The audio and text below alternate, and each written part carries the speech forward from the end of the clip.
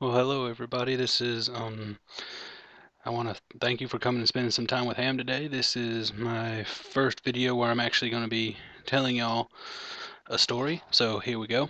Um, Today I'm going to be telling you about how I got my nemesis, and a lot of people will say they have a nemesis just because they dislike somebody or they don't get along or they've done something mean to them in the past. That does not necessarily make them a nemesis. A nemesis has to share your hatred for them, as they have to hate you as much as you hate them. That's where a nemesis comes in. Well, to start, we have to go back before he was originally my nemesis. We have to go back a little bit farther. I'm an Eagle Scout now. I was in the Boy Scouts, and my troop was a small troop, not really big. We had like 13, 14 people, which is okay, but it's not really a big troop. So there was another troop that we would go on events with because they were also small, and if you would go on these events, they usually give you discounts for the more people you have. So we'd go with them. So my name's Eric, as you know, my name's Eric Hamm, and I was still going by Eric back then. I was trying to get a nickname, something strong. So a couple of guys started calling me Hammer, and I'm like, yeah, that's great, that'll work.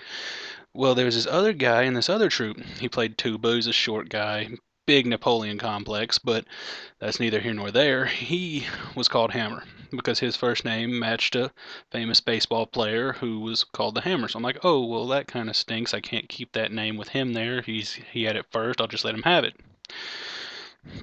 Well, that's where the start of the dislike kind of came in. Also, he was a jerk a lot. He was arrogant and cocky and whatever. But anyway, so we went up to summer camp for a couple times, and then I finally went to work up there. The summer camp I was working at is one that I've attended since I was like sixth grade or so. It was like a Boy Scout camp. I went there every summer. It was like a second home. So we're sitting there, and I get a job up there, and I'm working. I'm like, yes, it's good. Well, there was this girl up there. She kind of got around a lot, if you know what I mean, and everybody knew it. Well, she drove up in her van, and a couple of us guys go up and we start shaking it and just messing with her and everything. Well, she looks over at me and she's like, well, if you're going to shake the van, you might as well hop in. We can go somewhere and make it shake somewhere else. I'm like, huzzah, yes, I'm definitely going to do that. So she opens the back door, and as soon as she opens the back door, I jump in a flying Superman position and attempt to land in the car. Well, right about that time, Hammer steps out from this giant of a boy. Since he was 12 years old, he was like 6 foot 300 pounds. Just this big old boy named Adam. Me and Adam were friends, and Adam was also friends with Hammer. So Hammer steps out from behind him, and while I'm flying through the air, hits me right in the crotch. It was horrible, and I take that personal, no matter who does it. Like anybody, they can be my best friend. They tap me, it's on, it's go time. So anyway, so we're sitting there, and he does that. As I'm flying through the air, I immediately tuck and roll. Oh, it was horrible. The pain was like intense, and I swore revenge. So he had this one pair of shoes that wasn't really expensive, but he had all the girls in camp sign them, get put their numbers on them, which was pretty cool, I guess. So I got up early one morning, still frustrated about it, washing my hair and everything, getting ready to go to work that morning because we had to be at Revley at like 7. So I was up by like 6 getting a shower, getting ready. So we're sitting there and I'm washing my hair. Well, I discover this glue that holds the tape on for my sticker started coming off. Well, I start pulling off the sticker off the back of my shampoo bottle, and it looks just like male reproductive fluid. Like exactly.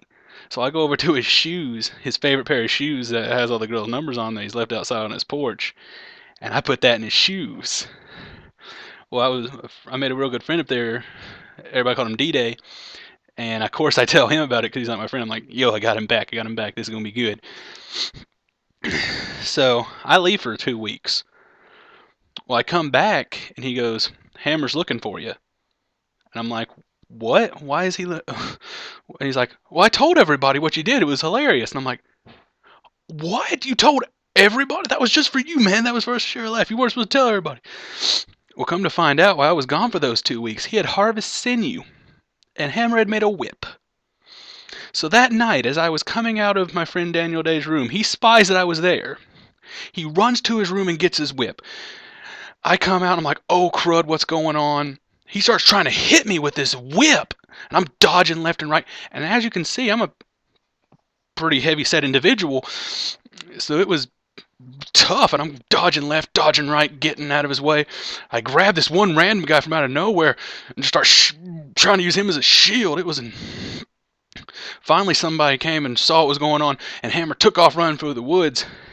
He later got fired and wasn't allowed to come back to work up there anymore.